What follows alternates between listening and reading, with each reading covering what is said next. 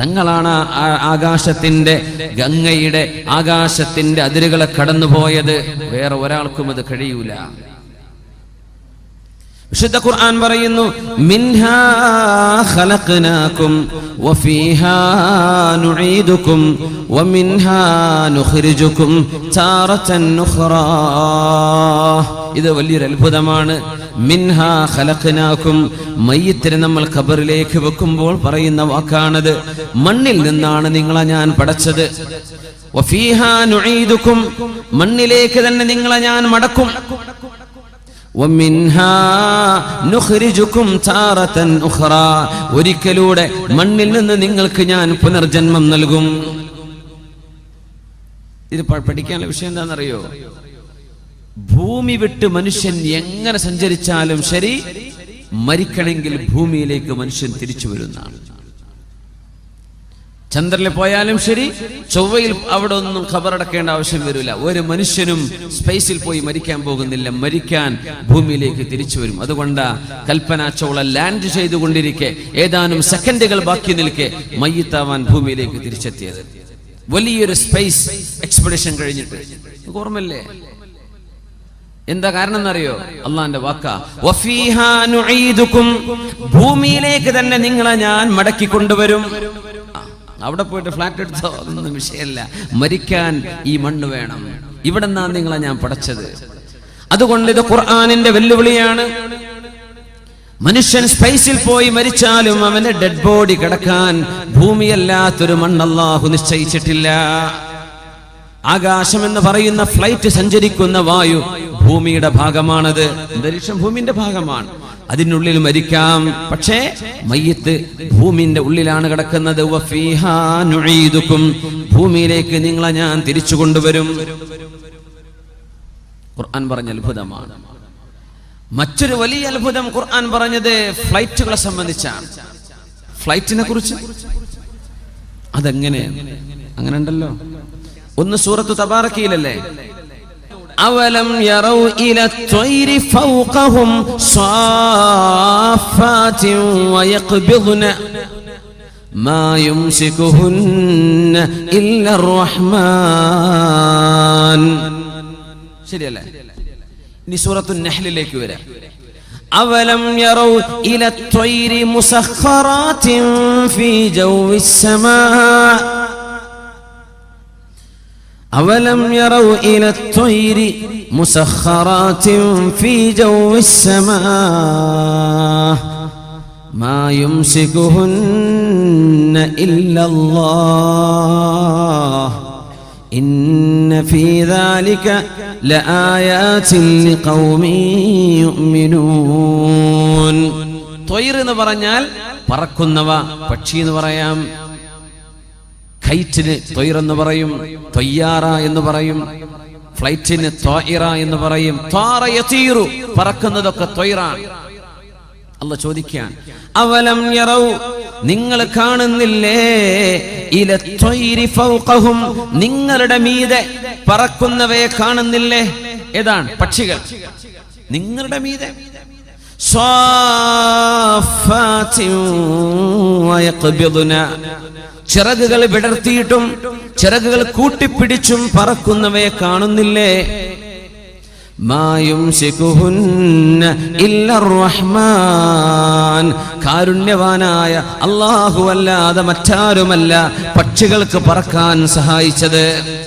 കാരുണ്യവാൻ. കരുണ ചെയ്യണമെങ്കിൽ ജീവനുള്ള സാധനത്തിനോടാ കരുണ ചെയ്യുക. അപ്പോഴല്ലേ കാരുണ്യം എന്ന് പറയുള്ളൂ. ജീവനുള്ളതിനോടാണ് കരുണ ചെയ്യുക.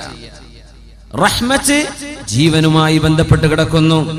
മാ യുംസികുഹുന്ന ഇല്ലർ റഹ്മാൻ, കാരുണ്യവാനാണ് അവരെ പിടിച്ചു നിർത്തുന്നത്. ഇന്നഹു ബികുല്ലി ശൈഇൻ ബസീർ, എല്ലാം കാണുന്നവനാണ് അല്ലാഹു. സൂറത്തുൻ നഹ്ലിൽ അല്ലാഹു ഖുർആനിൽ ആവർത്തനങ്ങൾ ചെയ്യില്ല. ഖുർആനുകൾ ആവർത്തനമില്ലെന്നാണ്. ആവർത്തനമില്ല. തോന്നും നമുക്ക് ആവർത്തനാണോ? മൂസ നബി അലൈഹിസ്സലാമിന്റെ ചരിത്രം 82 പ്രാവശ്യം അല്ലാഹു ആവർത്തിച്ചിട്ടുണ്ട്. മൂസ നബിയുടെ ചരിത്രം ഓരോന്ന് പറയുമ്പോഴും പുതിയ ആശയമാണ്. ആവർത്തനം വരില്ല. അലിമഹു മൻ അലിമ വജഹിലഹു മൻ ജഹില. ഇത് മനസ്സിലാകുന്നവർക്ക് മനസ്സിലാകുന്നു. ഇതാണ് വിഷയം. ഇതേ ആശയം സൂറത്തുൻ നഹ്ലിൽ എന്താ അല്ലാഹു അവിടെ പറയുന്നത്?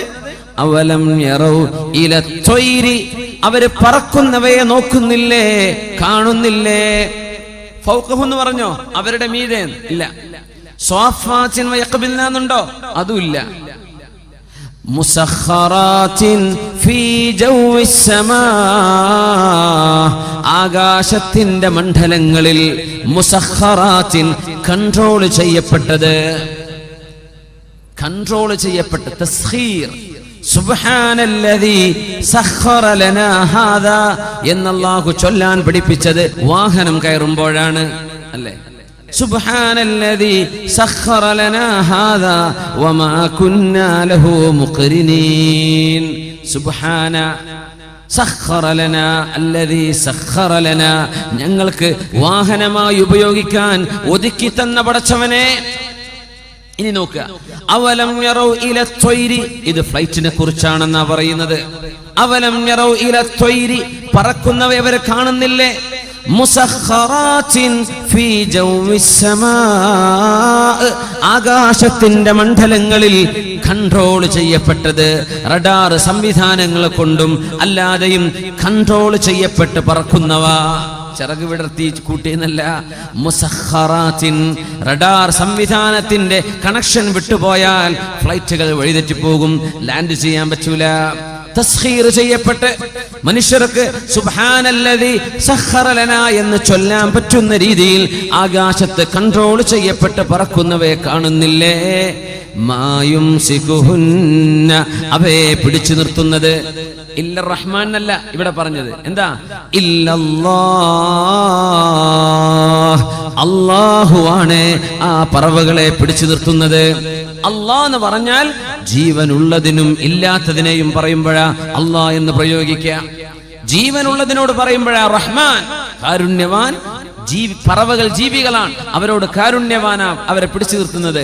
ആകാശത്ത് പറക്കുന്ന, പൈലറ്റ് ഇല്ലാതെ പറക്കുന്ന, റഡാർ കൊണ്ട് സംവിധാനിക്കപ്പെട്ട, കൺട്രോൾ ചെയ്യപ്പെട്ട പൈലറ്റ്ലെസ് വിമാനങ്ങളുണ്ട്. വിമാനം അലൂമിനിയമാണ്, ഇരുമ്പാണ്, മറ്റു ലോഹങ്ങളാണ്. മനുഷ്യന്മാരകത്തുണ്ടായിട്ടും ഇല്ലാതെയും പറക്കുന്ന വിമാനങ്ങളുണ്ട്.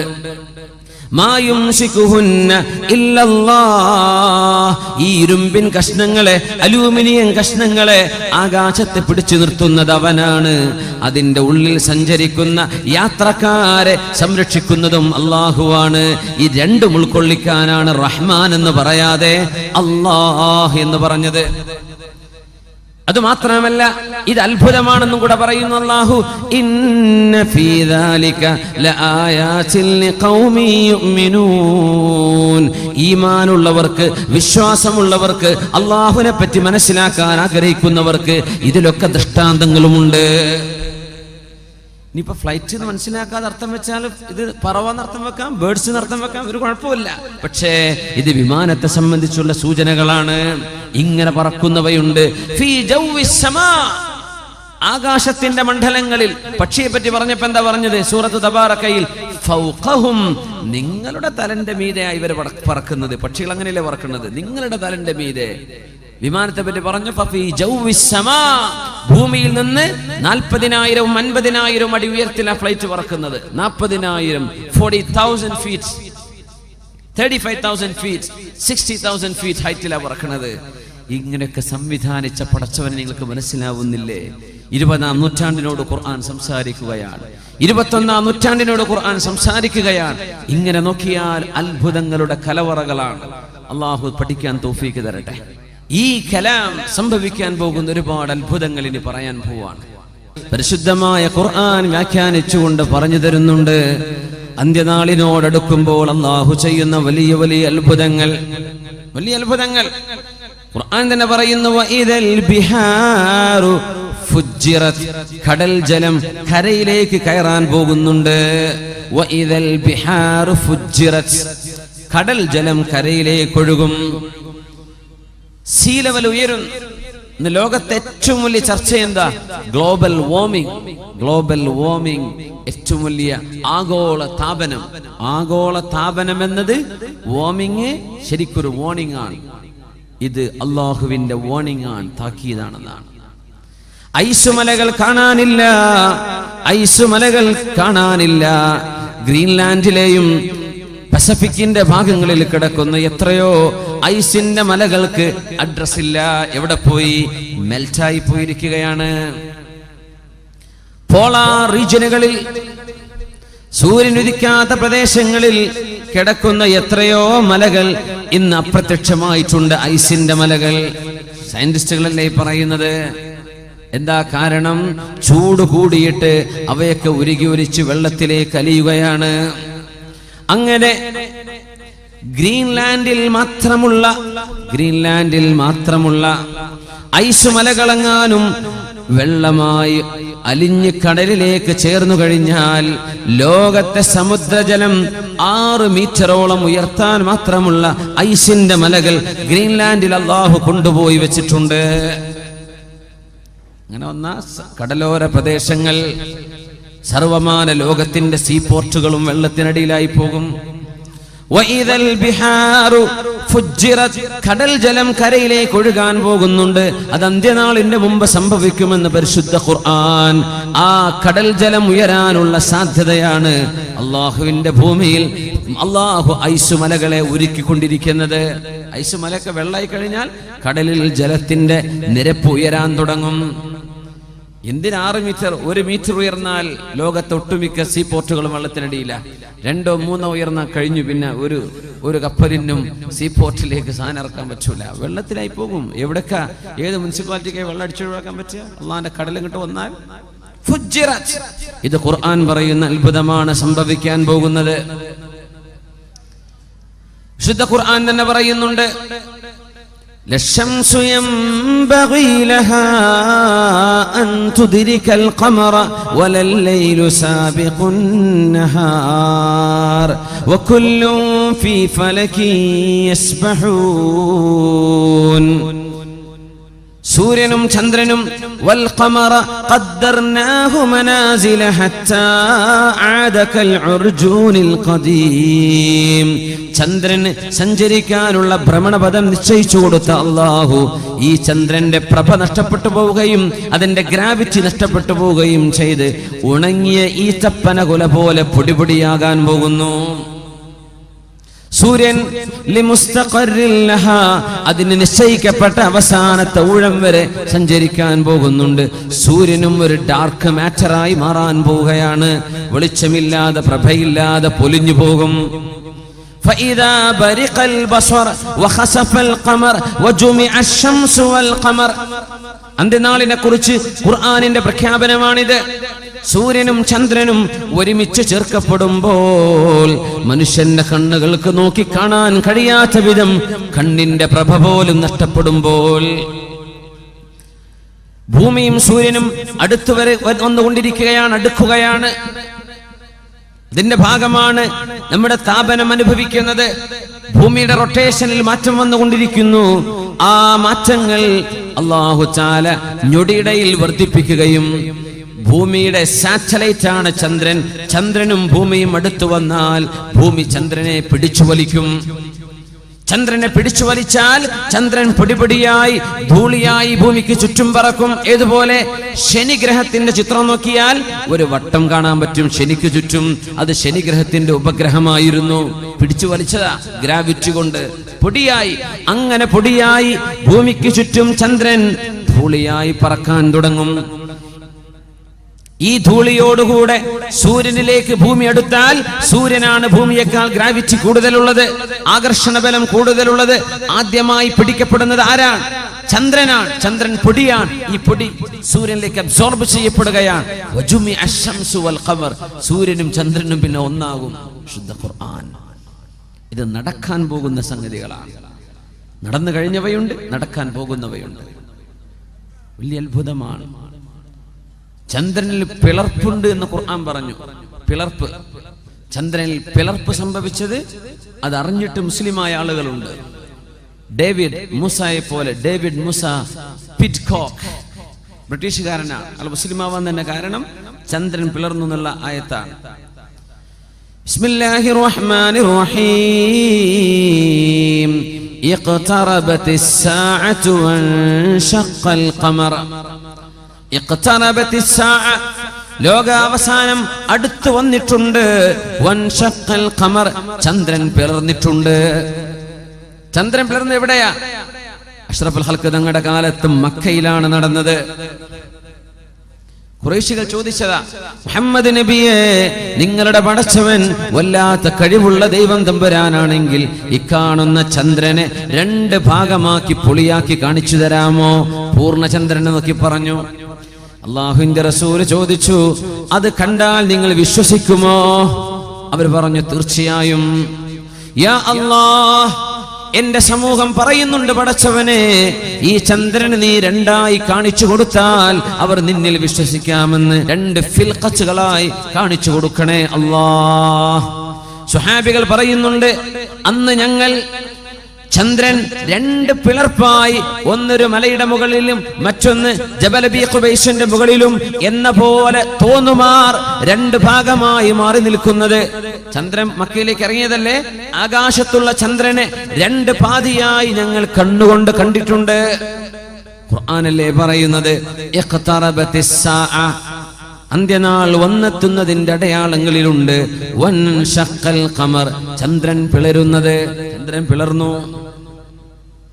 അന്ന് ബ്രിട്ടീഷുകാർ ഒരു ലൈവ് പ്രോഗ്രാം UK-യിൽ നടത്തിക്കൊണ്ടിരിക്കുന്നു. സയന്റിസ്റ്റുകളുടെ ഡിബേറ്റ്, അമേരിക്കൻ സയന്റിസ്റ്റുകളും ബ്രിട്ടീഷ് സയന്റിസ്റ്റുകളും തമ്മിലുള്ള ഡിബേറ്റ്. ഡേവിഡ് മൂസ പിറ്റ്കോക്ക്, അദ്ദേഹം ഇന്ന് ജീവിച്ചിരിപ്പുള്ള ആളാണ്. അദ്ദേഹം മുസ്ലിമാണ്. ഇപ്പോ ഡേവിഡ് മൂസ പിറ്റ്കോക്ക്, അദ്ദേഹം മുസ്ലിമാണ്. മുസ്ലിമാണുള്ള കാരണം പറഞ്ഞ എന്താണെന്നറിയോ? അന്ന് അദ്ദേഹം ലൈവ് TV വാച്ച് ചെയ്തുകൊണ്ടിരിക്കുക.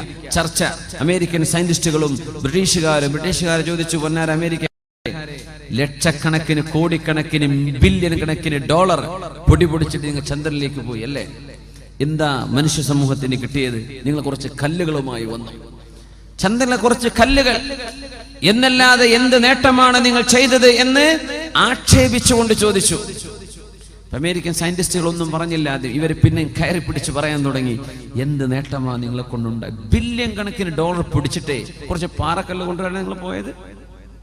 അപ്പൊ അവർ മറുപടി പറഞ്ഞു, ഇത് ലൈവ് കണ്ടുകൊണ്ടിരിക്കുക. അന്ന് ഇയാൾ മുസ്ലിമല്ല. അന്ന് അമേരിക്കക്കാര് പറഞ്ഞു, ഞങ്ങൾ പോയത് മറ്റൊരു ദൗത്യത്തിനായിരുന്നു. ഞങ്ങൾ ഇവിടുന്ന് നോക്കുന്ന സമയത്ത് ചന്ദ്രനിലെ ചില മലകൾ, ഇങ്ങനെ നിൽക്കേണ്ട മലകൾ ഇങ്ങനെ മാറി നിൽക്കുന്നുണ്ട്. മലയുടെ എൻഡുകൾ ഒരുമിച്ച് കൂടിച്ചേരാതെ നേർപകുതിയിൽ കട്ടായി പോയിട്ട് ഇങ്ങനെ നിൽക്കുന്നത് കാണുന്നുണ്ട്. ഒന്നാകെ ചന്ദ്രന്റെ ചുറ്റും ഇത് ഞങ്ങൾ കണ്ടു എന്ന് പറഞ്ഞ ഒരു സാധനം when you cut open, എന്നിട്ട് അത് കൂടിച്ചേർക്കുമ്പോ അത് ഒരേപോലെ നിൽക്കേണ്ടതിന് പകരം ഒരൽപ്പം ഇങ്ങോട്ട് മാറി നിൽക്കുന്നുണ്ട്. ഇതെങ്ങനെ സംഭവിച്ചു എന്നറിയാനാ ഞങ്ങൾ ശരിക്കും പോയത്. അത് പഠിക്കാൻ വേണ്ടി പോയതാണ്. ചന്ദ്രൻ 2 കഷ്ണമാക്കപ്പെട്ടതുപോലെ തോന്നുന്നുവല്ലോ. കാരണം മലകളുടെ എൻഡുകൾ നിൽക്കുന്നത് ഒരേപോലെയല്ല, ഒന്ന് മറ്റൊന്നിലേക്ക് ഒരൽപ്പം മാറിയിട്ട് നിൽക്കുന്നുണ്ട്. ഇത് ചന്ദ്രന്റെ ചുറ്റും ഞങ്ങൾ കണ്ടു. അതിന്റെ സത്യാവസ്ഥ പഠിക്കാനാണ് ചന്ദ്രനിലേക്ക് ഞങ്ങൾ യാത്ര പോയത്. ഇത് പറഞ്ഞപ്പോഴാ ഡേവിഡ് മൂസ പിറ്റ്കോക്ക് എന്ന ഖുർആനിന്റെ പരിഭാഷ വായിക്കുന്നുണ്ട്. അയാൾ പറഞ്ഞു, ഇതത്ഭുതം. വിശുദ്ധ ഖുർആൻ പറഞ്ഞിട്ടുണ്ട്, ബിസ്മില്ലാഹിർ റഹ്മാനിർ റഹീം, ഇഖ്തറബത്തിസ് സാഅതു വൻശഖൽ ഖമർ, ചന്ദ്രൻ പിളർന്നിരിക്കുന്നു, ലോകാവസാനം അടുത്തിരിക്കുന്നു, ചന്ദ്രൻ പിളർന്നു. ആ പിളർപ്പിനെ കുറിച്ചാണ് ഇവർ ചർച്ച ചെയ്യുന്നത്. ആ നേരം പറഞ്ഞ വാക്കാണ് അഷ്ഹദു അല്ലാ ഇലാഹ ഇല്ലല്ലാഹ് വ അഷ്ഹദു അന്ന മുഹമ്മദർ റസൂലുള്ളാഹ്. ബ്രിട്ടീഷുകാരനായ ബുദ്ധിജീവി ഡേവിഡ് എന്ന് പറയുന്ന ചെറുപ്പക്കാരൻ ഡേവിഡ് മൂസയായത് ഇന്ന് മുസ്ലിമാ. തന്റെ ബയോഗ്രഫിയിൽ അദ്ദേഹം എഴുതിയിട്ടുണ്ട്. തന്റെ മുസ്ലിമാവാനുള്ള കാരണം അന്വേഷിച്ചാന്ന് മനസ്സിലാവും. ലോകാവസാനത്തെ കുറിച്ച് അള്ളാഹു പറഞ്ഞ ഈ മഹാത്ഭുതങ്ങളൊക്കെ നടക്കുന്നതിന്റെ മുമ്പ് ലോകത്ത് വരാനുണ്ട് മസീഹുദ് ദജ്ജാൽ, ലോകത്ത് വരുന്നുണ്ട് ദാബത്തുൽ അർള്, അത് കഴിഞ്ഞാൽ നടക്കാൻ പോകുന്നുണ്ട് സൂര്യൻ പടിഞ്ഞാറ് നിന്ന് ഉദിക്കുന്നത്. തുലൂഉ ശംസി മിൻ മഗ്രിബിഹാ, സൂര്യൻ പടിഞ്ഞാറ് നിന്ന് ഉദിക്കാൻ വല്ല പ്രയാസവുമുണ്ടോ? അല്ലാഹു ഭൂമിയെ കറക്കിക്കൊണ്ടിരിക്കുന്നത് നമ്മൾ കഅബയെ തവാഫ് ചെയ്യുന്ന പോലെയാണ്. ആ റൊട്ടേഷനും തിരിച്ചു വെച്ചാൽ സൂര്യൻ ഉദിക്കുന്നത് പടിഞ്ഞാറ്. ഇന്ന് ഭൂമി കറങ്ങുന്നത് ഇടത്തുനിന്ന് വലത്തോട്ടാണ്, ലെഫ്റ്റ് നിന്ന് റൈറ്റിലേക്ക് എന്ന പോലെ ഇങ്ങനെ കറങ്ങുന്നത്. അത് അള്ളാഹു ഒന്ന് സ്റ്റോപ്പ് ചെയ്തിട്ട് ഇങ്ങോട്ട് തിരിച്ചാൽ, ഇങ്ങോട്ട് കറങ്ങാൻ പറഞ്ഞാൽ സൂര്യൻ ഉദിക്കുന്നത് പിന്നെ പടിഞ്ഞാറാണ്. അത്ര ഈസിയാണത്. ഭൂമി ഇങ്ങനെ കറങ്ങുന്നത്, അതിനോട് ഇങ്ങനെ കറങ്ങാൻ പറഞ്ഞാൽ ഭൂമി സൂര്യൻ ഉദിക്കുന്നത് പടിഞ്ഞാറായിരിക്കും. നമ്മളോട് കഅബയെ തവാഫ് ചെയ്യാൻ പറഞ്ഞത് എങ്ങനെ? കഅബയെ ഇടത്താക്കി മനുഷ്യന്റെ ഹൃദയം കിടക്കുന്നത് എവിടെയാ? ഇടതുഭാഗത്താണ്. നമ്മുടെ കൽബ്, ഹൃദയഭാഗം എവിടെയാണ്? കൽബ് കിടക്കുന്നത്, ഹൃദയം കിടക്കുന്നത് നെഞ്ചിന്റെ ഇടതുഭാഗം. ആ കൽബ് കഅബാലയത്തിലേക്ക് വെച്ചുകൊണ്ട് ഹജറുൽ അസ്വദ് എന്ന പരിശുദ്ധമായ കല്ലിനെ സാക്ഷി നിർത്തി അവിടുന്ന് തുടങ്ങണം തവാഫ്. 7 റൗണ്ട്. 7 റൗണ്ട്. 7 എന്ന് പറയുമ്പോൾ അത്ഭുതപ്പെടേണ്ട, ദിവസങ്ങൾ 7ആണ് ഒരാഴ്ചയിൽ. പ്രകാശത്തിന്റെ വർണ്ണങ്ങൾ 7 എണ്ണമാണ്. വിബ്ജർ 7, ആകാശം 7ആണ്, 7 ആകാശങ്ങൾ. ഭൂമിയുടെ ലെവലുകൾ 7 എണ്ണമാണ്. 7 വലിയൊരു അത്ഭുതമുള്ള അക്കമാണ് ഖുർആനിൽ, അത്ഭുതമുള്ള അക്കമാണ്. സബ്ഉൽ മഹാനി ആവർത്തിക്കപ്പെടുന്ന 7 സൂറത്തുൽ ഫാത്തിഹ. ഭയങ്കര അത്ഭുതമാണ്. 7 റൗണ്ട് ചുറ്റണം. ആ ചുറ്റുന്നത് ഇടത്തു നിന്ന് വലത്തോട്ടാണ്. ആ ചുറ്റുന്ന പോലെയാണ് ഭൂമി സ്വയം കറങ്ങുന്നത്, ഇടത്തുനിന്ന് വലത്തോട്ട് കറങ്ങുന്നത്. കഅബം തവാഫ് ചെയ്യാൻ പറഞ്ഞത് വലിയൊരു അത്ഭുതമുള്ള രീതിയാണ്. ഭൂമി കറങ്ങുന്നത് അങ്ങനെയാണ്. നമ്മുടെ ഭൂമിക്ക് ചുറ്റും ചന്ദ്രൻ കറങ്ങുന്നുണ്ട്. കാരണം ഭൂമിയുടെ ഉപഗ്രഹമല്ലേ, സാറ്റലൈറ്റ് ആണ് ചന്ദ്രൻ. ചന്ദ്രൻ കറങ്ങുന്നത് എങ്ങനെയാ? നമ്മൾ ഈ കഅബം തവാഫ് ചെയ്യുന്ന പോലെയാണ്. ഇടത്തുനിന്ന് വലത്തോട്ടാ, ഇടത്തുനിന്ന് വലത്തോട്ട്. ഭൂമി സൂര്യനെ ലക്ഷ്യമാക്കി കറങ്ങുന്നുണ്ട്. അങ്ങനെ സൂര്യന് ചുറ്റും ഒരു കറക്കം നമ്മുടെ ഭൂമി പൂർത്തിയാക്കുന്നത് 365 ദിവസം കൊണ്ട്. ആ ഒരു കറക്കം ഭൂമി കറങ്ങുന്നത് കഅബയെ നമ്മൾ തവാഫ് ചെയ്യുന്ന പോലെ സൂര്യനെ ഇടതാക്കിയിട്ട് ഇടത്തുനിന്ന് വലത്തോട്ടാണ് ഭൂമിയുടെ കറക്കം. സൂര്യൻ അതിന്റെ സർവ്വഗോളങ്ങളെയും കൊണ്ട് മിൽക്കി വേയുടെ മധ്യത്തെ ലക്ഷ്യമാക്കി സൂര്യൻ കറങ്ങുന്നുണ്ട്, ഇടത്തുനിന്ന് വലത്തോട്ട്. ഗാലക്സികൾ സ്വയം കറങ്ങുന്നുണ്ട്, ഇടത്തുനിന്ന് വലത്തോട്ട്. ചെലന്തി വല കെട്ടുന്നത് പോലും ഇടത്തുനിന്ന് വലത്തോട്ടാ. ഇത് അല്ലാഹുവിന്റെ സിസ്റ്റമാണ്. അല്ലാഹുവിന്റെ സിസ്റ്റം ഭയങ്കര അത്ഭുതമല്ലേ ഇത്? ഭൂമി കറങ്ങുന്നുണ്ടെന്ന് പറഞ്ഞൊരു അത്ഭുതം കൂടെ പറയട്ടെ. ബിസ്മില്ലാഹിർ റഹ്മാനിർ റഹീം. വതറൽ അർള വതറൽ ജിബാല തഹ്സബുഹാ ജാമിദ വതറൽ ജിബാല തഹ്സബുഹാ ജാമിദതൻ വഹിയ തമുർ മർറസ് സഹാബ് സുൻഅല്ലാഹില്ലദീ അത്ഖന കുല്ല ഷൈ. ഭൂമി തിരിയുന്നുണ്ടെന്നാ ഖുർആൻ പറയുന്നത്. നമുക്ക് തോന്നുന്നുണ്ട് ഭൂമി കറങ്ങുന്നുണ്ട്?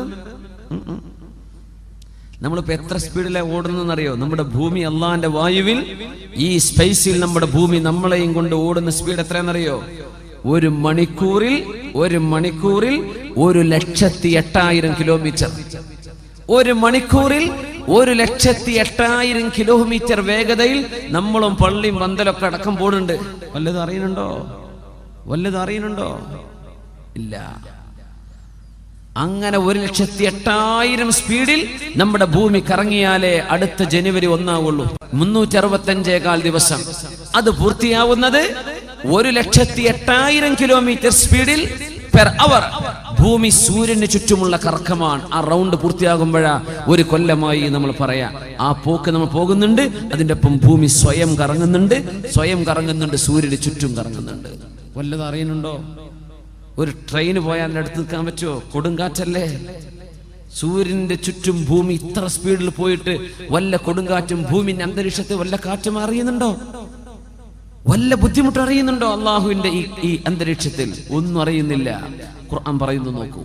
വതറൽ ജിബാല, പർവ്വതങ്ങളെ നിങ്ങൾ നോക്കുമ്പോൾ നബിയേ, തഹ്സബുഹാ ജാമിദ, അത് അനങ്ങാതെ നിൽക്കുന്നത് പോലെ നിങ്ങൾക്ക് തോന്നും. ഖുർആൻ നോക്കുക, നിങ്ങൾക്ക് തോന്നും അനങ്ങണില്ല. തഹ്സബുഹാ ജാമിദ വഹിയ തമുറു, ഈ പർവ്വതങ്ങൾ സഞ്ചരിക്കുന്നുണ്ട്, മർറസ്സഹാബ്, മേഘങ്ങൾ കറങ്ങുന്ന പോലെ, മേഘങ്ങൾ സഞ്ചരിക്കുന്ന പോലെ പർവ്വതങ്ങളും സഞ്ചരിക്കുന്നുണ്ട് നബിയേ. സുൻഅല്ലാഹ്, ഇത് അല്ലാഹുവിന്റെ സൃഷ്ടിപ്പാണ്, അല്ലാഹുവിന്റെ സംവിധാനമാണ്. അല്ലദീ അത്ഖന കുല്ല ഷൈഇൻ, എല്ലാറ്റിന്റെയും ക്രിയേഷൻ പെർഫെക്റ്റ് ആയി ചെയ്തവനാണ് അല്ലാഹു.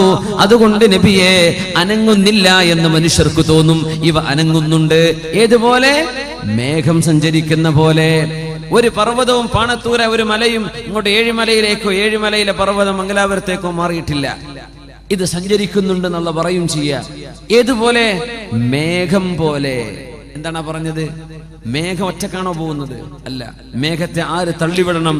കാറ്റ് തള്ളിവിടണം, അപ്പൊ മേഘം പോകും. അപ്പൊ കാറ്റ് കൊണ്ട് മേഘം പോകുന്ന പോലെ ഭൂമിയുടെ സ്വയം കറക്കം കൊണ്ട്, ഭൂമിയുടെ അനക്കം കൊണ്ട് അതിനനുപാതികമായി പർവ്വതം ഭൂമിയോടൊപ്പം കറങ്ങുന്നുണ്ട്.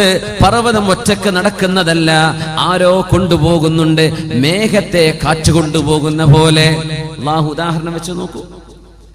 എന്നിട്ട് പറയാൻ, ആ 1,08,000 കിലോമീറ്റർ പെർ അവർ, മണിക്കൂറിലെ, ഒരു മണിക്കൂർ എന്ന് പറഞ്ഞാൽ നമ്മൾ വേദ പറഞ്ഞു തുടങ്ങിയിട്ട് പിന്നെ 5 മിനിറ്റ് കൊണ്ട് കഴിഞ്ഞ 1 മണിക്കൂറായി. ഭൂമിയോടൊപ്പം നമ്മൾ 1,08,000 കിലോമീറ്റർ അള്ളാന്റെ അന്തരീക്ഷത്തിൽ സഞ്ചരിച്ചു കഴിഞ്ഞു. 1,08,000 കിലോമീറ്റർ. നമ്മൾ അറിയുന്നുണ്ടോ? മനുഷ്യന് കഥയെന്ന് കണ്ടു, നമ്മൾ 5 സെന്റ് ഭൂമിക്ക് വേണ്ടി തർക്കിച്ചിരിക്കുക. അള്ളാന്റെ ഭൂമിയിലെ മഹാത്ഭുതങ്ങൾ നമ്മൾ അറിയുന്നുണ്ടോ? ഈ ലോകത്തിന്റെ അത്ഭുതങ്ങൾ. വല്ല പ്രയാസം നമ്മൾ അറിയുന്നുണ്ടോ? ഭൂമിയിൽ ഇത്ര സ്പീഡിൽ സാധനം പോയാൽ എന്തൊരു കൊടുങ്കാറ്റായിരിക്കും. പക്ഷെ അന്തരീക്ഷത്തിലൊന്നും സംഭവിക്കണില്ല, അന്തരീക്ഷത്തിലൊന്നും സംഭവിക്കണില്ല. യാ അല്ലാഹ്, അങ്ങനെ പ്രപഞ്ചത്തെ കറക്കുന്ന അല്ലാഹു തആല, ഭൂമിയെ സഞ്ചരിപ്പിക്കുന്ന അല്ലാഹു, അന്ത്യനാളിനോടടുക്കുമ്പോൾ ഭൂമിയുടെ ഇടത്തുനിന്ന് വലത്തോട്ടുള്ള കറക്കം, നമ്മൾ കഅബ തവാഫ് ചെയ്യുന്ന കറക്കം, നമ്മൾ സഈ ചെയ്യുന്നത് പോലും അങ്ങനെയാണ്. സഫയിൽ നിന്ന് മർവയിലേക്ക്, മർവയിൽ നിന്ന് സഫയിലേക്ക്. ശരിക്കും ചിന്തിച്ചാൽ ഇടത്തുനിന്ന് വലത്തോട്ട് ഇങ്ങനെ തിരിയുന്ന പോലെ സഫീൻ തുടങ്ങി മർവയിലേക്ക് അവസാനിക്കുന്ന സഈ, സഫാ മർവന്റെ ഇടയിലെ നടത്തം പോലും കഅബ ചുറ്റുന്ന പോലെയാണ്. ഇടത്തുനിന്ന് വലത്തോട്ടാണ്. ഓരോ ആറ്റത്തിന്റെ ഉള്ളിലും, സയൻസ് പഠിക്കുന്ന മക്കൾ മനസ്സിലാക്കണം, ആറ്റത്തിന്റെ ഉള്ളിൽ ഇലക്ട്രോണുകളും പ്രോട്ടോണുകളും അതിന്റെ ഓർബിറ്റിലൂടെ കറങ്ങുന്നുണ്ട്. അവിടെ ബോറോയിങ് ലെൻഡിങ് നടക്കുന്നുണ്ട്, കെമിക്കൽ റിയാക്ഷൻ നടക്കുന്നുണ്ട്. ഇലക്ട്രോണുകൾ ന്യൂക്ലിയസിനെ കേന്ദ്രമാക്കി കറങ്ങുന്നത് കഅബ തവാഫ് ചെയ്യുന്ന പോലെയാണ്, ഇടത്തുനിന്ന് വലത്തോട്ടാണ്. ഇതൊരു യൂണിവേഴ്സൽ ഫാക്റ്റാണ്. ഈ കറക്കം യൂണിവേഴ്സലാണ്. അല്ലാഹു നമുക്ക് തെരഞ്ഞെടുത്ത ഇബാദത്തും അങ്ങനെ തന്നെ. ആ ഭൂമിയോട് അല്ലാഹു, ഇടത്ത് നിന്ന് വലത്തോട്ട് തിരിയുന്ന ഭൂമിയോട് വലത്ത് നിന്ന് ഇടത്തോട്ട് തിരിയാൻ പറഞ്ഞാൽ പിന്നെ സൂര്യോദയം കാണുന്നത് പടിഞ്ഞാറായിരിക്കും. അത് ലോകത്ത് ആദ്യമായി പ്രഖ്യാപിച്ചത് ഇസ്ലാമാണ്, മുസ്ലിമീങ്ങളാണ്. പരിശുദ്ധ ഹദീസിലാണ് റസൂലുള്ളാഹി സ്വല്ലല്ലാഹു അലൈഹി വസല്ലം, തുലൂഉശ് ശംസി മിൻ മഗ്രിബിഹാ, സൂര്യൻ പടിഞ്ഞാറ് ഉദിക്കുന്ന അത്ഭുതം നടക്കും. അത് കണ്ടാൽ എല്ലാ അമുസ്ലിമും മുസ്ലിമാവാൻ നോക്കും. കാരണം ഈ പറഞ്ഞതൊക്കെ നമ്മൾ കാണുന്നില്ലേ? ഇങ്ങനെ ഒരു പ്രവചനം നടത്തി പുലർന്നത് ഏത് മതത്തിന് പറയാനുണ്ട്? തുലൂഉശ് ശംസി മിൻ മഗ്രിബിഹാ, സൂര്യൻ പടിഞ്ഞാറ് ഉദിച്ചു എന്ന് കേൾക്കുമ്പോഴേക്കും അത് ലോകത്ത് ഏതെങ്കിലും ഒരു രാജ്യക്കാർക്ക് ഉദിച്ചാലും മതി. ഇപ്പോ എല്ലാവർക്കും ഉദിക്കണ്ട, ഒരൊറ്റ രാജ്യക്കാർക്ക് മതി. അമേരിക്കയിൽ ഉദിച്ചോ അല്ലെങ്കിൽ ഈസ്റ്റേൺ രാജ്യങ്ങളിൽ ഉദിച്ചോ, അപ്പോഴേക്കപ്പോഴേ ന്യൂസ് അവർ വന്നില്ലേ, ഹോട്ട് ന്യൂസ്. കൂട്ടരെ, ഈസ്റ്റേൺ രാജ്യക്കാരെ പുറപ്പെട്ട് ഇറങ്ങിക്കോളൂ, നിങ്ങൾക്കിന്ന് പകലില്ല, ഞങ്ങൾക്ക് ഇവിടെ ഉദിച്ചു കഴിഞ്ഞു, സൂര്യൻ പടിഞ്ഞാറെന്ന് ഉദിച്ചു. സർവ്വ ന്യൂസുകളും വരും അല്ലെ, ഹോട്ട് ന്യൂസ് അതായിരിക്കും. എക്സ്ക്ലൂസീവ് ന്യൂസുകൾ അതാണ്. വാട്സപ്പിലും ഫേസ്ബുക്കിലും ചർച്ച അതായിരിക്കും. അര ദിവസം ഉണ്ടാവുള്ളൂ, അത് അര ദിവസം, ഹാഫ് ഡേ. അത് കഴിഞ്ഞ സൂര്യൻ അവിടെ തന്നെ അസ്തമിക്കും, പിന്നെ കിഴക്ക് ഉദിക്കുകയും ചെയ്യുന്ന. ഇത് കണ്ടാൽ ഒരുപാട് ആളുകൾ മുസ്ലിമാവുന്നതാണ്, ഒരുപാട് ആളുകൾ മുസ്ലിമാകും. കാരണം ഇങ്ങനെ ഒരു അത്ഭുതം നടക്കുമെന്ന് പറഞ്ഞത് വിശുദ്ധ ഇസ്ലാം മാത്രമാണ്. അതുകൊണ്ട് അല്ലാഹുവിന്റെ റസൂൽ പറഞ്ഞതേ, ഇത് കണ്ടിട്ടൊന്നും മുസ്ലിം ആവേണ്ട ഗതികേട് വേണ്ട. ഇത് കണ്ടിട്ട് നിങ്ങൾ മുസ്ലിം ആവണ്ട. لا تنفع نفسا إيمانها لم تكن آمنت من قبل أو كسبت في إيمانها خيرا. അതുവരെ മുസ്ലിമാവാത്തവർക്ക് പിന്നെ ഇസ്ലാമായിട്ട് കാര്യമില്ല. അതുവരെ വഴിതെറ്റി നടന്നിട്ട് പിന്നെ ആ ഒരു സംഭവം നടക്കുമ്പോഴേക്കും ഞാൻ നന്നാവട്ടെ പടച്ചോനെ, എനിക്ക് മരിക്കണം, എനിക്ക് ആഖിറം, എന്റെ റബ്ബിന്റെ മുമ്പിൽ വിചാരണ, നരകം, സ്വർഗം, ഇതൊന്നും പിന്നെ ചിന്തിച്ചിട്ട് അള്ളാഹു സ്വീകരിക്കൂല. അള്ളാഹു സ്വീകരിക്കൂല. എന്തേന്നറിയോ? പടച്ച തമ്പുരാൻ അങ്ങോട്ട് ഇറങ്ങി വന്ന എല്ലാരും വിശ്വസിക്കൂലേ? ഇതെന്തിന്റെ ലോകമാണ്? പരീക്ഷണത്തിന്റെ ലോകമാണ്. ലിനബ്ലുവകും അയ്യുക്കും അഹ്സനു അമല. ഇതങ്ങ് മഹാത്ഭുതം കണ്ടിട്ട് വിശ്വസിക്കണം എന്ന് പറഞ്ഞാൽ അതിലെന്ത് അത്ഭുതം? ഇതൊന്നും ഇല്ലാതെ മുസ്ലിമീങ്ങൾ ചെയ്യുന്ന റിസ്ക് ഭയങ്കരമാണ്. നമ്മൾ ചെയ്യുന്ന റിസ്ക് ഭയങ്കര റിസ്ക് എടുക്കുന്നവരാണ് നമ്മൾ. നാളെ പരലോകത്ത് സ്വർഗ്ഗമുണ്ടെന്ന് വിചാരിച്ച നമ്മൾ കള്ളുടിക്കാത്തത്, നാളെ പരലോകത്ത് സ്വർഗ്ഗമുണ്ടെന്ന് വിചാരിച്ചിട്ടാ വ്യഭിചരിക്കാതിരിക്കുന്നത്, നാളെ പരലോകത്ത് റബ്ബിന്റെ മുമ്പിൽ സ്വർഗവും സ്വർഗീയ ആരാമങ്ങളും ഉണ്ടെന്ന് വിചാരിച്ച നമ്മൾ അമുസ്ലിമീങ്ങൾ ചെയ്യുന്ന തെറ്റുകൾ നമ്മൾ ചെയ്യാതിരിക്കുന്നത്, നമ്മൾ അള്ളാഹനെ സൂക്ഷിക്കുന്നത് ഭയങ്കര റിസ്ക് അല്ലേ? ഭയങ്കര റിസ്ക് അല്ലേ നമ്മൾ എടുക്കുന്നത്? അവിടെ ഉണ്ട് ഇഖ്ബാലൊക്കെ പറഞ്ഞു, ബച്ചാരെ മുസൽമാനോ ഫഖത്ത് വഅദ യഹൂർ. ഇഖ്ബാല പറഞ്ഞത് വല്ലാത്തൊരു വാക്കാണ്. औरों के खजाने हैं मामूर, बेचारे मुसलमान को फकत वअदे हूर. बरक गिरती है तो गिरती है बेचारे मुसलमान पर. എന്ത് അപകടം ഉണ്ടെങ്കിലും മുസ്ലിമിന്റെ തലക്ക്, അമുസ്ലിമീങ്ങളുടെ ഖജനാവുകളൊക്കെ നീ നിറച്ചു കൊടുത്തില്ലേ പടച്ചവനെ? ഓർ ബച്ചാരെ മുസൽമാനോ ഫഖത്ത് വഅദ ഹൂർ. മുസ്ലിമിന് ഹൂറുൽ ഉണ്ട് എന്ന ഒരു വാഗ്ദാനം പടച്ച റബ്ബേ, ബാക്കിയുള്ളവർക്കൊക്കെ എല്ലാം കൊടുത്തു, ഇവിടെ തന്നെ ഞങ്ങൾക്ക് തരാമെന്ന് നീ വാഗ്ദാനം ചെയ്തു അല്ലേ എന്ന് ഇഖ്ബാൽ ചോദിക്കുന്നുണ്ട് ശിഖ്വയിൽ. ഈ റിസ്ക് എടുക്കുന്നതിന് അല്ലാഹു സ്വർഗ്ഗം തരും. ഇത് വല്ലാത്ത റിസ്കാണ്. ഇത് ഭയങ്കര റിസ്ക് എടുക്കാണ്. നമ്മള് കാണാത്തൊരു ലോകത്തിന് വേണ്ടി പ്രിപ്പയർ ചെയ്യാൻ ഈ റിസ്ക് എടുക്കുന്നതിനാ സ്വർഗം. സ്വർഗം നമ്മൾ 3 ബെഡ്റൂം ഫ്ലാറ്റ് അല്ല എന്ന് മനസ്സിലാക്കിയിട്ടുണ്ട്. സ്വർഗം ലോകങ്ങളാണ് ഒരാൾക്ക് അല്ലാഹു നൽകാൻ പോകുന്നത്. സൂര്യൻ പടിഞ്ഞാറ് ഉദിച്ചാൽ ഇവരിത് ചെയ്യും. മസീഹു ദജ്ജാൽ വന്നു കഴിഞ്ഞാൽ ആളുകൾ വിശ്വസിക്കും. മസീഹു ദജ്ജാൽ എന്ന് പറയുന്ന മനുഷ്യനെ ലോകത്തെ ജൂതന്മാർ, ക്രിസ്ത്യാനികൾ പ്രതീക്ഷിച്ചു കൊണ്ടിരിക്കുന്നുണ്ട്, മുസ്ലിമീങ്ങൾ പ്രതീക്ഷിക്കുന്ന പോലെ. പക്ഷേ നമുക്ക് അഷ്റഫുൽ ഖൽഖ് സ്വല്ലല്ലാഹു അലൈഹി വസല്ലം ദജ്ജാലിനെ കുറിച്ച് വിശദമായി പറഞ്ഞു തന്ന പോലെ ഒരു നബിയും ഒരു സമൂഹത്തിനും പറഞ്ഞു കൊടുത്തിട്ടില്ല. ജൂതന്മാർ ഇന്ന് ഇസ്രായേൽ എന്ന രാജ്യമുണ്ട്. നമ്മൾ പറഞ്ഞു, ഇസ്രായേൽ രാജ്യത്ത് ഏറ്റവും കൂടുതൽ വെച്ച് പിടിപ്പിക്കപ്പെടുന്ന ഒരു വൃക്ഷമുണ്ട്, ഗർഖദ്. ഗർഖദ്, ആ വൃക്ഷത്തിന്റെ പേരെന്നതാ? ഗർഖദ്. ആ വൃക്ഷം നമ്മള് റോഡ് സൈഡിലൊക്കെ ചെടികൾ വെച്ച് പിടിപ്പിക്കൂലേ, പാർക്കിലൊക്കെ, അതുപോലെ ലക്ഷക്കണക്കിന്. ഡോക്ടർ ഉമർ അബ്ദുൽ കാഫി ഒരിക്കൽ പറയുണ്ടായി, എത്രയോ 16 മില്യണോ, ആ ചെറിയ രാജ്യത്തെ 16 മില്യണോളം ഗർഖദ് വൃക്ഷങ്ങൾ അവർ വെച്ച് പിടിപ്പിച്ചു കഴിഞ്ഞു. എന്താ സംഭവം എന്നറിയോ? ലോകത്ത് അവസാന ഒരു യുദ്ധം നടക്കാൻ പോകുന്നുണ്ട് ഈസാ നബി അലൈഹിസ്സലാമിന്റെ കീഴിൽ മുസ്ലിമീങ്ങളും ജൂതന്മാരും തമ്മിൽ. അതിൽ ബൈത്തുൽ മുഖദ്ദസ് മുസ്ലിമീങ്ങൾക്ക് കിട്ടും. ജൂതന്മാർ അടിയറ പറയും, മുസ്ലിമീങ്ങൾ ജയിക്കും. ആ യുദ്ധം നടക്കുമ്പോ എല്ലാ വൃക്ഷങ്ങളും കല്ലുകളും മുസ്ലിമിന് അനുകൂലമായി സംസാരിക്കുന്ന കല്ല് പറയും, യാ മുസ്ലിം തആൽ, ഇങ്ങോട്ട് വാ മുസ്ലിമേ, എന്റെ പിന്നിൽ ജൂതൻ ഇരിക്കുന്നുണ്ട് എന്ന് വിളിച്ചു പറയും, ഒച്ചു കൊടുക്കും. ഇല്ലൽ ഗർഖദ, ഗർഖദ് എന്ന വൃക്ഷമല്ലാതെ, ഫഇന്നഹാ മിൻ ഷജരിൽ യഹൂദ്, അത് ജൂതന്മാരുടെ മരമാണ്, ആ മരം വിളിച്ചു പറയൂല. ഈ മരം മില്യൺ കണക്കിന് നട്ടുപിടിപ്പിച്ചു കഴിഞ്ഞു. അപ്പൊ നമ്മൾ ഈ പറയുന്ന ഹദീസിനെക്കാളും വലിയ വിശ്വാസം ജൂതന്മാർക്ക്. അവർ ഉറപ്പിച്ചു കഴിഞ്ഞു. അവര് മസീഹു ദജ്ജാലിനെ വിളിക്കുന്ന പേരാണ് ആന്റി ക്രൈസ്റ്റ്. ഈസാ നബിയുടെ എതിരാളി, ഈസാ നബിയുടെ എതിരാളി, ആ വാക്കിന്റെ പേരെന്നതല്ലേ? Anti Christ. ഈസാ നബിയുടെ എതിരാളി ആര് വിളിക്കുന്നു? ജൂതന്മാർ. ക്രിസ്ത്യാനികളും മസീഹു ദജ്ജാലിനെ ഇന്ന് വിളിക്കുന്ന പേരെന്താ? ആന്റി ക്രൈസ്റ്റ് വരാനുണ്ട്. ജൂതന്മാർ പ്രഖ്യാപിച്ചു കഴിഞ്ഞു, ആന്റി ക്രൈസ്റ്റ് വന്നാൽ ഞങ്ങൾ ലോകത്തിന്റെ ഭരണം ഏറ്റെടുക്കും, ഞങ്ങൾ ജയിച്ചടക്കും. ആന്റി ക്രൈസ്റ്റ് വന്നാൽ അല്ലാഹുവിന്റെ റസൂൽ പറയുമായിരുന്നു, മസീഹു ദജ്ജാൽ ഈസാ നബി അലൈഹിസ്സലാമിനെ കണ്ടാൽ യദൂബു കമാ യദൂബുൽ മിൽഹു ഫിൽ മാ, വെള്ളത്തിൽ ഉപ്പ് ഡിസോൾവ് ആകുന്ന പോലെ, ഉപ്പ് ഉരുകിത്തീരുന്ന പോലെ ഈസാ നബിയെ കണ്ടാൽ ഈ മസീഹു ദജ്ജാൽ എന്ന ദുഷ്ടനായ മനുഷ്യൻ ഉരുകിത്തീരുമെന്ന് റസൂലുള്ളാഹി സ്വല്ലല്ലാഹു അലൈഹി വസല്ലം. ഈ മസീഹു ദജ്ജാലിനെ വധിക്കുന്നത് മഹാനായ ഈസാ നബി അലൈഹിസ്സലാമാണ്. ഈസാ നബിയാണ്. യഖ്തുലുഹു ഈസ ഇബ്നു മറിയം, ഈസ നബി, മറിയമിന്റെ പുത്രൻ ഈസ നബി മസീഹു ദജ്ജാലിനെ വധിക്കുക തന്നെ ചെയ്യും. എവിടെ വെച്ച്? ബിബാബ് ലുദ്, ലുദ് എന്ന നഗരത്തിന്റെ വാതിൽക്കൽ വെച്ചിട്ട്. ലുദ് ഇന്നത്തെ ഇസ്രായേലിലെ പലസ്തീനികളിൽ നിന്ന് പിടിച്ചടക്കിയ ഇന്നത്തെ ഇസ്രായേൽ എന്ന് പറയുന്ന ടെറിറ്ററിയിലെ പ്രധാനപ്പെട്ട നഗരമാണ് ലുദ്. ഇസ്രായേലിന്റെ എയർപോർട്ട് കിടക്കുന്ന ഭാഗം ലുദ്ദാണ്. ആ ലുദ്ദിൽ വെച്ചിട്ട് മസീഹു ദജ്ജാലിനെ ഈസ നബി പിടികൂടാൻ പരിശുദ്ധ റസൂലുള്ളാഹി സ്വല്ലല്ലാഹു അലൈഹി വസല്ലം ഈസാ നബി മസീഹു ദജ്ജാലിനെ പിടിക്കുന്ന സ്ഥലം ഇന്ന് ഇസ്രായേലിന്റെ എയർപോർട്ട്. നബി തങ്ങൾ പറഞ്ഞു, അവൻ യാത്ര പുറപ്പെടാൻ നിൽക്കുന്ന നേരത്തായിരിക്കും ഈസാ നബിയെ പിടിക്കാൻ.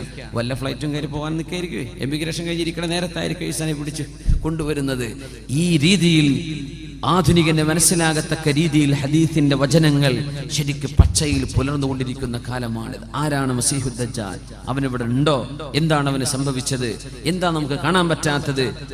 അവൻ ആരെങ്കിലും കണ്ടവരുണ്ടോ? നബി സല്ലല്ലാഹു അലൈഹി വസല്ലം തങ്ങളുടെ കാലം ആ ഗോത്രത്തിലെ 30ഓളം ആളുകൾ അവർ ഒരു യാത്ര പോവുകയാണ്. ആ യാത്രക്കാരിലുണ്ട് മഹാനായ സുഹാബി തമീമുദ്ദാരി റളിയല്ലാഹു അൻഹു. അപ്പോ 30ഓളം വരുന്ന ആളുകൾ, ലഖ്മ ജുദാം എന്ന ഗോത്രത്തിലെ 30ഓളം ആളുകൾ കടലിൽ യാത്ര പോയ ചരിത്രം സ്വഹീഹ് മുസ്ലിമിൽ കാണാൻ കഴിയും. സ്വഹീഹായ ഹദീസ്. ആ യാത്രക്കാരിലുണ്ട് മഹാനായ തമീമുദ്ദാരി റളിയല്ലാഹു അൻഹു. തമീമുദ്ദാരിയെ ഓർമ്മ വരണം. ആ സുഹാബിയാണ് ഉമറുൽ ഫാറൂഖ് റളിയല്ലാഹു അൻഹുവിന്റെ കാലത്ത് തറാവീഹ് നിസ്കാരം 20 റക്അത്ത് നിർവഹിക്കപ്പെട്ടപ്പോൾ ആ 20 റക്അത്ത് തറാവീഹിന് ഉമർ റളിയല്ലാഹു അൻഹു ഇമാം നിർത്തിയിരുന്ന സുഹാബി. 2 സുഹാബിമാരിൽ ഒരാൾ ഈ സുഹാബിയാണ് തമീമുദ്ദാരി റളിയല്ലാഹു അൻഹു. അദ്ദേഹം മുസ്ലിം ആവാനുണ്ടായ കാരണമാണ് പറയുന്നത്. ലഹ്മ ജുദാം ഗോത്രത്തിലെ 30ഓളം ആളുകൾ കടലിൽ യാത്ര പോയി. അവരുടെ കപ്പലുകൾ തകർന്നടിഞ്ഞ് ഒരു ദ്വീപിലെത്തിപ്പെട്ട കഥയാണ് അവർ പറഞ്ഞത്. അല്ലാഹുവിന്റെ റസൂലിനോട് വന്ന് പറഞ്ഞു കൊടുത്തു. ഉമ്മു ഹാനി റളിയല്ലാഹു അൻഹ പറഞ്ഞു, അല്ലാഹുവിന്റെ റസൂൽ സ്വല്ലല്ലാഹു അലൈഹി വസല്ലം ഞങ്ങൾ എല്ലാവരെയും പള്ളിയിലേക്ക് വിളിച്ചിട്ട് പറഞ്ഞു, എല്ലാവരും ഇരിക്കിൻ.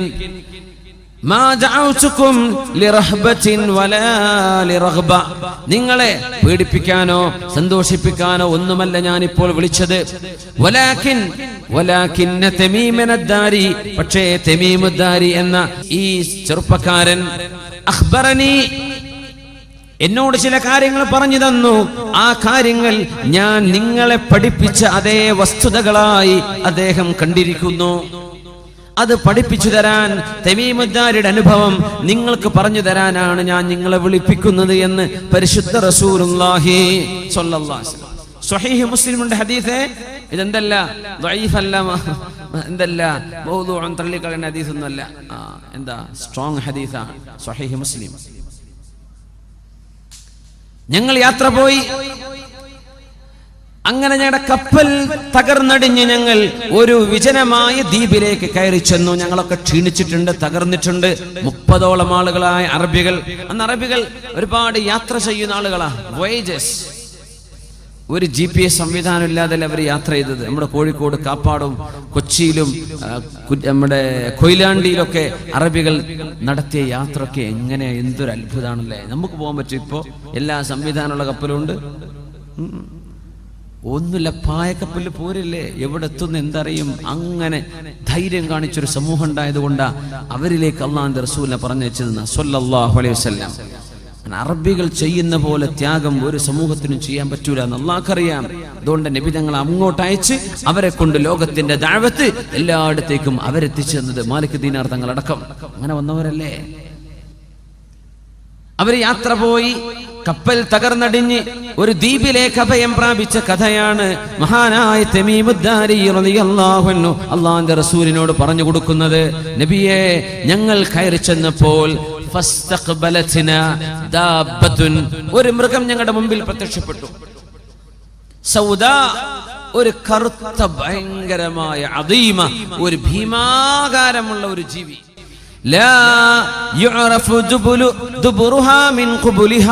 അതിന്റെ മുൻവശമേതാണ് പിൻവശമേതാണെന്നും കണ്ടാൽ അറിയുന്നില്ല. ആകെ രോമാവൃതമായ ഒരു ജീവി. ആ ജീവിയെ കണ്ടപ്പോൾ ഞങ്ങൾ പേടിച്ചു നബിയെ. ഞങ്ങൾ ചോദിച്ചു മാ അൻത, ഈ ആരാണ് എന്ന് ചോദിച്ചു. നീ എന്താണ് ചോദിക്കന്നെ.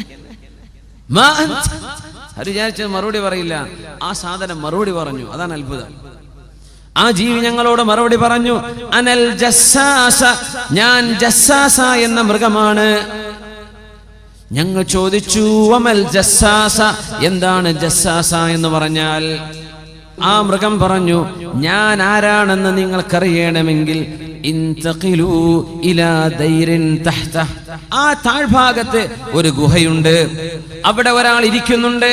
അയാളോട് പോയി ചോദിച്ചാൽ അയാൾ പറഞ്ഞു തരും ഞാൻ എന്താണെന്ന്.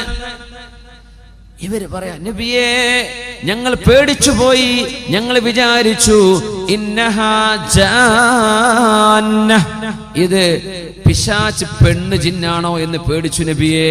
ഞങ്ങളുടെ ഭാഷയാണ് ഈ മൃഗം സംസാരിക്കുന്നത്. ഇത് പിശാച്ചാണോ ഞങ്ങൾ പേടിച്ചു. പക്ഷെ ഞങ്ങളോട് പോകാൻ പറഞ്ഞു, താഴേക്ക് നടക്കാൻ വേണ്ടി പറഞ്ഞു. നടന്നു ചെന്നു. അവിടെ ഒരു ഗുഹയുണ്ട്. ആ ഗുഹയിൽ ഭീമാകാരമുള്ള ശരീരമുള്ള ഒരു മനുഷ്യനെ ഞങ്ങൾ കണ്ടു നബിയെ, ഞങ്ങൾ കണ്ടു. ചങ്ങലകളിൽ ബന്ധിച്ചൊരു മനുഷ്യൻ കിടക്കുന്നുണ്ട്. ഞങ്ങൾ ചോദിച്ചു മൻ അൻത, നിങ്ങൾ ആരാണ്? മുടിയെല്ലാം ചുരുളൻ മുടിയുള്ള ഭീമാകാരമായ ശരീരമുള്ള ഒരു ചെറുപ്പക്കാരൻ, ഭയങ്കര ചങ്ങലകൾ, കൈകാലുകൾ ചങ്ങലകളിൽ ബന്ധിതനാണ്. നീ ആരാണെന്ന് ചോദിച്ചു. ആ മനുഷ്യൻ പറഞ്ഞു, ഞാൻ ആരാണെന്ന് പറഞ്ഞു തരാനിരിക്കട്ടെ, നിങ്ങൾ ആരാണെന്ന് എനിക്ക് പറഞ്ഞു തരിൻ. ഖുൽനാ, ഞങ്ങൾ പറഞ്ഞു, ഉനാസും മിനൽ അറബ്, ഞങ്ങൾ അറബികളാണ്, ഞങ്ങൾ കപ്പലിൽ യാത്ര പോയതാണ്, ഞങ്ങൾ വഴിതെറ്റിപ്പോയി കപ്പൽ തകർന്ന് ഞങ്ങൾ ഇങ്ങോട്ട് എത്തിപ്പെട്ടതാണ്. നിങ്ങൾ അറബികളാണല്ലേ? അതെ, ഞങ്ങൾ അറബികളാണ്. എനിക്ക് ചില ചോദ്യം ചോദിക്കാനുണ്ട്. അഖ്ബിർനി അൻ നഖ്ലി ബൈസാൻ, ബൈസാൻ ഈത്തപ്പനത്തോട്ടം എങ്ങനെയുണ്ട്? ഇന്നത്തെ ജോർഡാനിലെ ഈത്തപ്പനത്തോട്ടത്തിന്റെ പേരാണ് ഈ പറയുന്നത്. ബൈസൻ ഈത്തപ്പനത്തോട്ടം എങ്ങനെയുണ്ട്? ഞങ്ങൾ പറഞ്ഞു കസീറത്തു ഷജർ, ഇഷ്ടംപോലെ മരങ്ങളുണ്ട്, കായ്ക്കനികളുണ്ട്. അപ്പൊ ഇയാൾ പറഞ്ഞു അമാ ഇന്നഹു, തീർച്ചയായും ഒരു കാലം വരും, ആ ഈത്തപ്പനത്തോട്ടത്തിൽ ഒന്നുപോലും കായ്ക്കാതെ നിൽക്കുന്ന ഒരു കാലം വരാനുണ്ട്. അഖ്ബിർനി അൻ ബുഹൈറത്തി ത്വബരിയ, ത്വബരി തടാകത്തെ കുറിച്ച് പറഞ്ഞു തരൂ. ഷാമിലെ ത്വബരി തടാകത്തെ കുറിച്ചാ ചോദിക്കുന്നത്. ത്വബരി തടാകം ശുദ്ധജലമാണ്. ഇവര് പറഞ്ഞു കസീറത്തുൽ മാ, ഒരുപാട് വെള്ളമുണ്ട്. എന്നാൽ നിങ്ങൾക്കറിയണോ, ആ വെള്ളമൊക്കെ വറ്റി വരണ്ടു പോകുന്ന ഒരു സമയം വരാനുണ്ട്. അടുത്ത ചോദ്യം, അഖ്ബിർനി അൻ ഐനി സുഗർ, സുഗർ എന്ന അരുവിയെ കുറിച്ച് പറഞ്ഞു തരൂ. സുഗർ വെള്ളത്തെക്കുറിച്ച്, വെള്ളച്ചാട്ടത്തെക്കുറിച്ച്. അവര് പറഞ്ഞു ഫീഹാ മാ, അതിൽ വെള്ളമുണ്ട്, ആളുകൾ കുടിക്കുന്നുണ്ട്, കുളിക്കുന്നുണ്ട്, കൃഷി നനക്കാൻ ഉപയോഗിക്കുന്നുണ്ട്. എന്നാ കേൾക്കണോ, ആ വെള്ളവും വറ്റിപ്പോകുന്നൊരു സമയം വരാനുണ്ട്. അതൊക്കെ പറഞ്ഞിട്ട് ഈ ആളാരെന്ന് പറഞ്ഞു കൊടുക്കുന്നില്ല. എന്നിട്ട് ചോദിച്ചു അഖ്ബിർനി അൻ നബിയിൽ ഉമ്മിയീൻ, അക്ഷരാഭ്യാസമില്ലാത്ത, എഴുത്തും വായനയും അറിയാത്ത ഒരു സമൂഹത്തിലേക്ക് നിയോഗിക്കപ്പെട്ട അന്ത്യപ്രവാചകനെ കുറിച്ച് എനിക്ക് പറഞ്ഞു തരൂ. അവര് പറഞ്ഞു മുഹമ്മദ് റസൂലുള്ളാഹിയെ കുറിച്ചാണോ നിങ്ങൾ ചോദിക്കുന്നത്? ആ നബി ലോകത്ത് വന്നിട്ടുണ്ട്, മക്കയിൽ നിന്ന് മദീനത്തേക്ക് വന്ന് താമസമാക്കിയിട്ടുണ്ട്. ഇയാള് ചോദിച്ചു എങ്ങനെയാണ് ജനങ്ങൾ ആ നബിയോട് പെരുമാറുന്നത്? ശത്രുതയിലോ അല്ല അനുനയത്തിലോ? പറഞ്ഞു കുറെ ആളുകൾ ശത്രുതയിലാണ്, കുറെ യുദ്ധമൊക്കെ നടന്നു, കുറെ പ്രശ്നങ്ങളൊക്കെ നടന്നു, കുറെ ആളുകൾ പിൻപറ്റിയിട്ടുണ്ട്. പക്ഷെ കുറെ ആളുകൾ ഇപ്പോഴും ശത്രുതയിലാണ്. ബദർ ഉഹദൊക്കെ നടക്കുന്ന കാലാണപ്പോ. അന്നേരം ഇയാൾ പറഞ്ഞു ഫഖൈറുൽ ലഹും അൻ യുതീഉ, ഫഖൈറുൽ ലഹും അൻ യുതീഉ, അവർക്ക് ഏറ്റവും നല്ലത് ആ നബിയെ പിൻപറ്റലാണ്. ആരാ പറഞ്ഞത്? അന മസീഹുദ് ദജ്ജാൽ, ഞാൻ മസീഹുദ് ദജ്ജാലാണ്. ലോകാവസാനം അടുക്കുമ്പോൾ എന്റെ ചങ്ങലകൾ പൊട്ടിക്കപ്പെടുകയും ഞാൻ പുറത്തു വരും, ഞാൻ ലോകത്ത് സഞ്ചരിക്കും. 40 യൗമൻ, 40 ദിവസം. യൗമുൻ കസനത്തിൻ വയൗമുൻ കശഹരിൻ വയൗമുൻ കജുമുഅ. ഒരു ദിവസം ഒരു വർഷത്തിന്റെ ദൈർഘ്യമുള്ള ദിവസം വരും 40-ൽ.